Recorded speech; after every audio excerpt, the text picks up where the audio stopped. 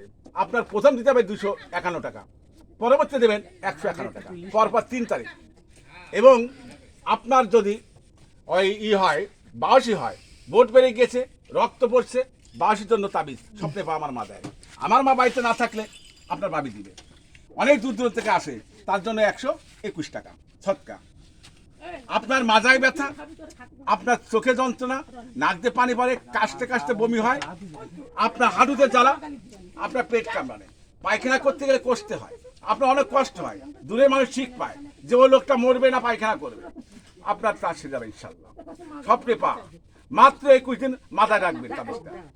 আপনার যদি কখনো চোখে ছানি পড়ে, আমার কাছে আসবেন, গাছের শিকড় দিয়ে চোখ মুছে দেবো, পরপর 3 দিন সকালবেলা বাসি বিছানায় ইনশাল্লাহ ঠিক হয়ে যাবে।